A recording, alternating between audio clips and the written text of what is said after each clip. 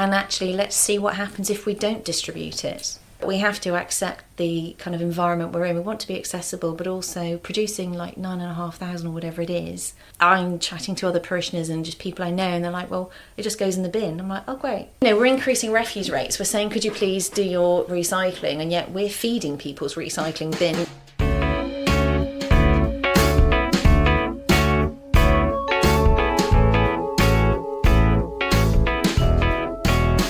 Welcome to the Bailiwick Express podcast. My name is Matthew Leach. I'll be joined each week by a guest for a series of podcasts. Each will shine a light on topics from across the bailiwick. The format will change week to week. We'll have debates, reviews, hot seat interviews and special guests. So stick with us as we offer some insight on some of the most important issues we in the bailiwick face.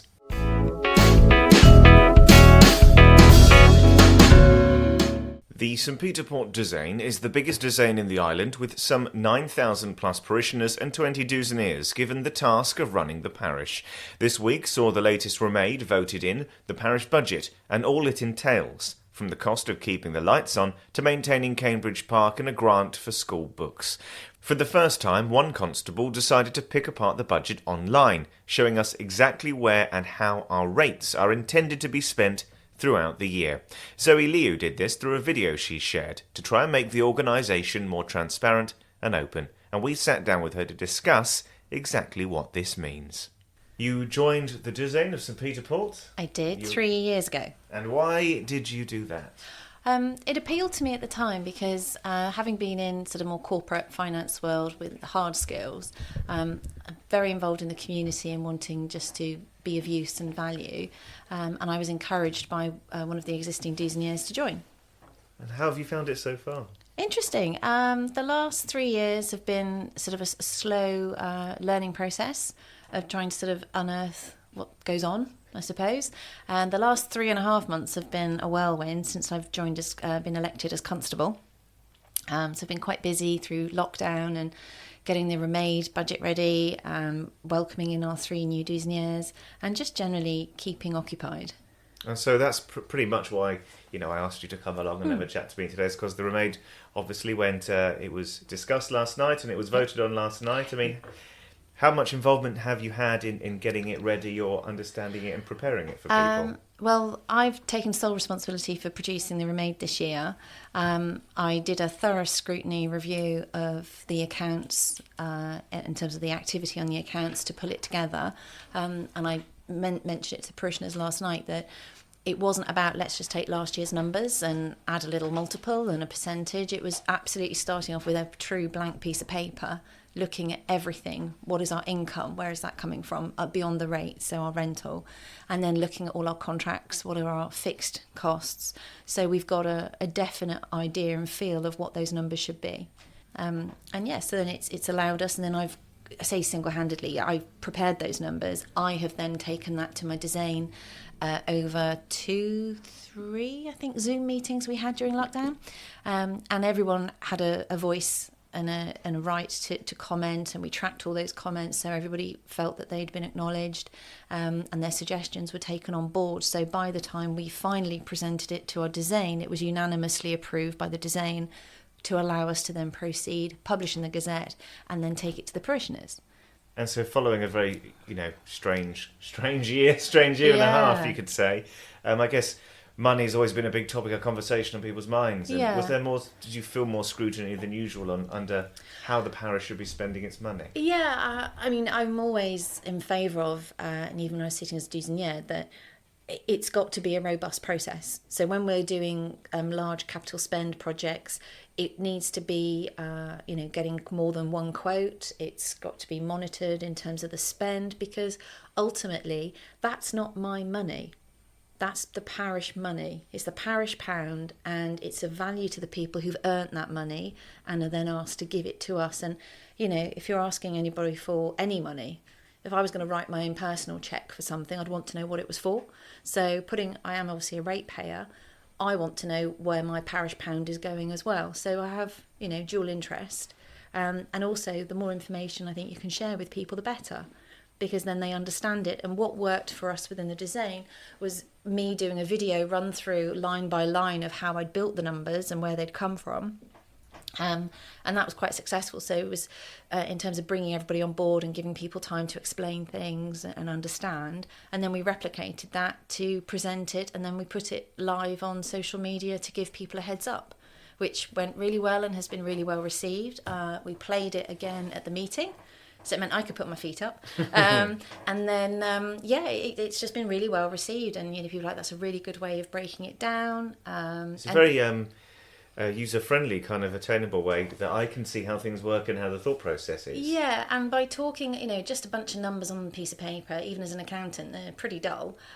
So by talking around it and getting people to understand, and as a Douzaine, we have been challenging the previous constables for more information regarding the background, the contracts, bits and pieces, and we've slowly started to sort of open that door, and now we've kind of booted it wide open. And, we've got nothing to hide. So I'm finding out new things all the time. Transparency is something you wanted to see prior to being part or being involved? It's more something that I've discovered along the way. If you're naturally curious and asking questions of, the old regime or what's been done prior, I think there's been a sense of, I suppose, Chinese walls, but, and you have to have that within any kind of business or organisation. But there are certain things that I don't think should be withheld. And if we're asking people for money, we should be able to share with them exactly where we intend on spending that money. That's a decent thing to do. It's not about being transparent. As far as people may or may not be aware of what the Douzaine does and the constables do, I mean, what kind of responsibilities, for people who perhaps haven't seen the video or understand or came along last night, what is your responsibility? What are you looking after? Okay, well, as one of the two constables for the parish, we are jointly responsible for issuing things like liquor licences. There are certain legal requirements or ordinances that sort of give us that guidance, collection of dog tax, people sort of align us with. We have an opinion and a part to play in the application for licences and planning developments within the parish, issuing busker licences and allowing, there's some charity bike rides going on this weekend, those kind of permissions. So those are, and then the upkeep of the parish, the maintenance of the public cemeteries, that and our abreveurs and our little pumps and bits and pieces, the lighting in town, we're responsible for all of that. And just the general upkeep. And then obviously we help with other matters such as elections and bits and pieces. Obviously you're doing this for the people, for the residents of the parish and stuff like that. Do you find much involvement or people talking to you? I mean, how much association do you have with the public? Well, we're trying to engage more using social media to make ourselves more approachable. We've been running drop-ins for the last 18 months. Douzaine, Mary McDermott's been leading those and she's stuck with it and they've really gathered momentum. And that's allowed us to, the one we did in January, I think it was, inviting people to just come throw down, big pieces of, sticky notes on the paper and go like, what is it that's important to you? Because invariably people will only contact the office if there's a problem with rubbish or a car has been abandoned or there's a loose cobble somewhere. But some people do pop in if they're passing, but, not everybody works in the parish who lives in the parish. So it's about assessing that. And obviously, we're also responsible for 6 staff as actual employees. So that, we have to kind of do quite a bit. How many of you are there? Douzaine? Yeah. There's 20. Okay. St Peter Port Parish is the largest of Douzaines. So we have 20, and when we go to elect jurats, the assembly, we are required usually to have 10 of us. So we carry quite a vote in terms of voting in jurats, and obviously congratulations to Dr. Heather Reed, who recently got appointed. Did see that, yeah, absolutely. So some people are more involved than others. It just depends how much time people have. So you're involved with voting in jurats as well? Mm-hmm. That's very interesting. Is that just the parish of St Peter Port? All parishes. Okay. So the Estates Assembly convenes. So you have everybody, all the sitting judges, jurats, the bailiff, Majesty's Controller, Procurer, all the deputies.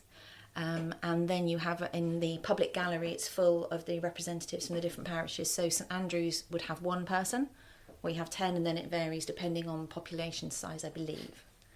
And so do you hope to stick in this role for a while? Is this something you're very passionate about, obviously? Well, I really enjoy it. I mean, I'm having a lot of fun.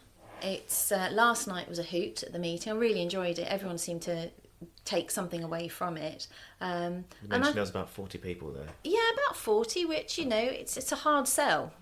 Parish meetings only ever get standing room only when there's contentious matters to be discussed. And there's not a lot of contention with us at the moment, and, that's probably a good thing. Yeah. I definitely would like more people involved in parish matters. You do tend to see the same faces at the meetings, which is great, but it's very difficult to get youngsters interested. Yeah. It's just difficult. Which is part of the way of getting it online, I suppose, and into Twitter. Well, it's accessible. Facebook, yeah. I mean, we've got a Twitter, Facebook, Instagram account now, and obviously social media, Facebook and the website. So we're in all the places we think most people are looking, and it's just about making sure we're doing more than just dictating the rule or demanding sign off this budget because you have to. This is the money. Yeah, give us the money. There was obviously a problem last year and ended up being contested, and it went to court, and that delayed it. And there was a concern that would delay sending out the rate bills, which would then delay cash flow. But no, this year it was, I say, unanimous within the Douzaine and unopposed last night. So I'm delighted that all the hard work of everyone's paid off. So it's pretty smooth last night then. Yeah. And so we had a little bit of a breakdown on that the other day. We had a look at it online and all this kind of stuff. Yeah. Were there any hands raised or issues discussed at the time, or was it pretty much seamless? It seems, people are entitled to ask their questions. I think one of the parishioners was asking about street lighting, the inconsistency of lamp posts, and there's too many lights being left on. So Lights left on, okay. Yeah, sometimes in the daytime. Now, obviously, I don't go around and switch them on and off myself, so I need to investigate. That's your job. No, it just keeps me busy. But no, I say it's been so early into my term as constable. I do have on my radar to meet with Guernsey Electricity and understand how that 109 grand a year breaks down and what is it, to understand which lampposts they are. Yeah, and there'll be all the ones in our parish, which I think is probably something like, I'm sure it's over 1,000. Yeah, well, we actually spoke to Guernsey Electricity yesterday about this because I found the story actually quite interesting. Yeah. And they said that, as you mentioned, that part of it is replacing it with LEDs so it becomes more efficient over time. And they do that when a lamppost comes to the end of its life. Yes, so when one expires, it then gets, upgraded, I suppose. But there is concern with some traditionalists that in St Peter Port and certain heritage site areas of historic importance that perhaps we should have prettier lampposts. Oh, okay, that's interesting. Or more consistency, because I think the issue raised by some of the parishioners is that there are differences. Yes, okay. So you have a different lamppost from... That's a fascinating route, that is. I can't say I've noticed, but then I'm probably not looking. I just need to understand it better. It's a big spend, and in keeping with scrutiny and looking at everything, if I don't know the answer, then it's for me to find out. Yeah, absolutely. And then I can share that back with the troops. And the school grant that we issued to help them pay for books and things, that was queried because it's gone up. There was a question raised of, do the schools rely on that money? I would guess, given education budgets, they probably are. Yeah. So it went up from 3 to 5 or something? 3,550 it was. And actually, through disruption last year, we didn't actually pay a penny of that out, which is not okay.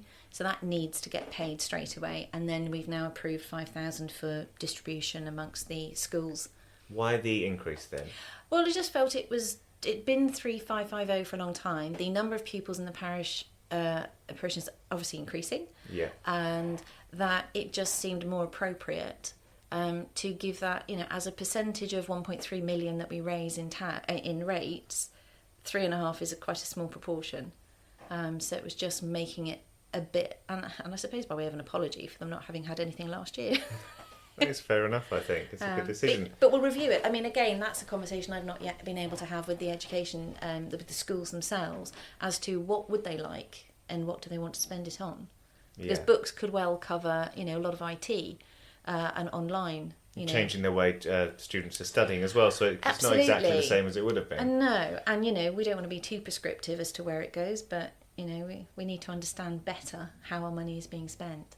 And one of the other, I suppose not contentious, but one of the other issues that has been discussed before is the Townie that's now gone online. Yeah, but it's been online before, but is it more on? It's always been mainly online. Yeah, it's always been released online for increased accessibility. But this is the first. Well, last year we didn't produce any because it seemed the Douzaine just didn't do through lockdown. Yeah. Didn't do a lot. You don't want to be giving out. No, not really. But then, so this time we took an early decision, which was the right one, to say, look, with COVID and everything else, let's not get too het up with the deadline, and actually let's see what happens if we don't distribute it. I'm sure there'll be one or two, or maybe a handful of parishioners who miss it. Yeah. But we have to accept the kind of environment we're in. We want to be accessible, but also producing like 9,500 or whatever it is. And I'm chatting to other parishioners and just people I know, and they're like, well, it just goes in the bin. I'm like, oh, great. Well, that's smashing that. So, Talking about printing off loads of paper in this, Yeah, it doesn't world, feel right. No. We're increasing refuse rates. We're saying, could you please do your recycling? And yet we're feeding people's recycling bin if they haven't asked for it. You're not allowed to go and put leaflets on vehicles in the car parks, flying stuff. You can't do that. Yeah. It almost feels like we're spamming people.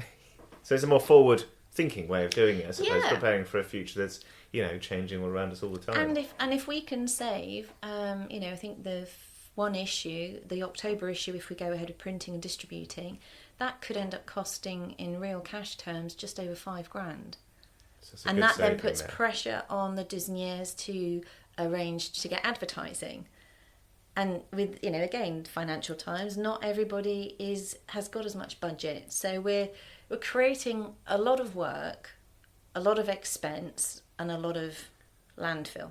Yeah. Harder to argue its merits, I suppose, in 2021. I think so, yeah. And I think it's also demonstrative of how we as a Douzaine wish to evolve and, enter 2021, not necessarily screaming, but maybe kicking and screaming a bit, just to up our ante, shall we say.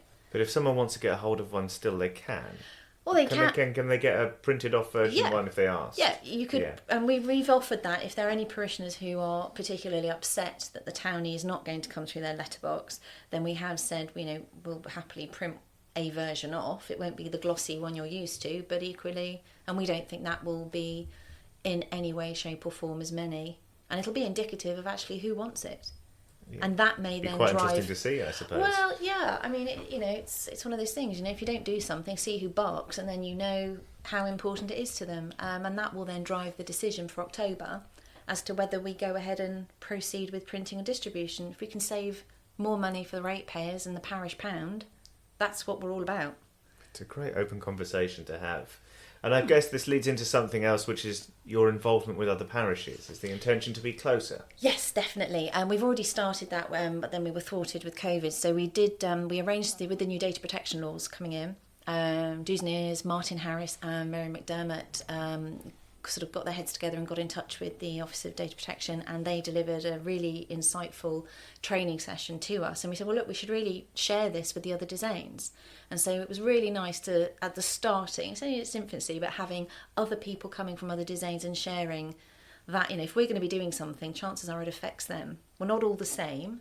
There are certain quirks between the parishes, but overall, we should be we do have a Douzaine Liaison Council, but then that's only a certain number of representatives, and then there's a Douzaine Liaison Group.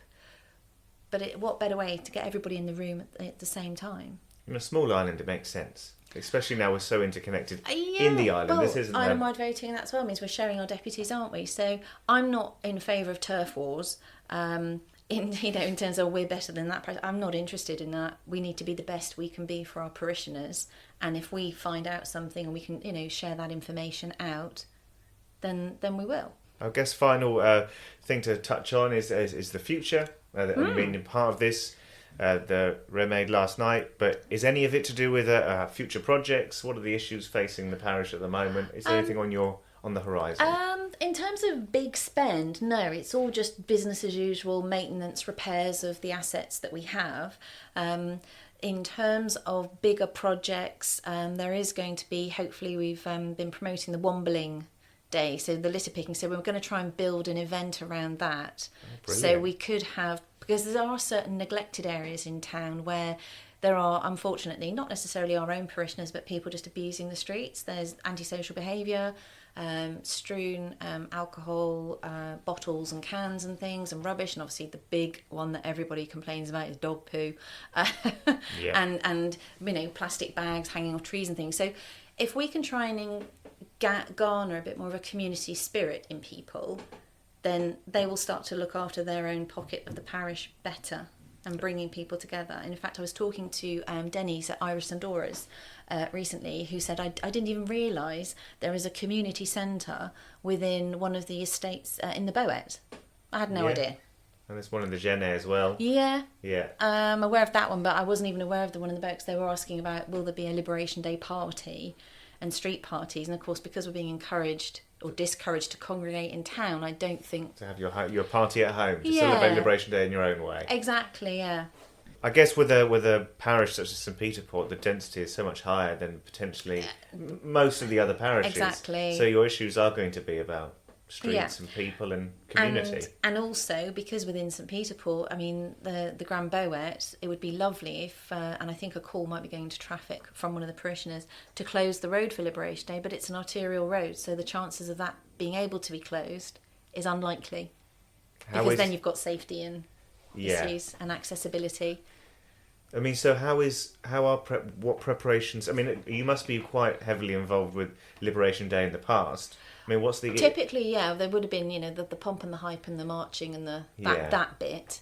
But in terms of, there's no, obviously, sort of official plans in place for any sort of large representative meeting. So I personally am having a party at home. Lovely. Well, I hope you have a good one. Yeah, thank you. Is there anything else you'd like to add, or should we can call it and draw it to a close there if you'd like? I don't think there's anything else. Well, thank you so much for coming in. No, thank you. Thank you for having me.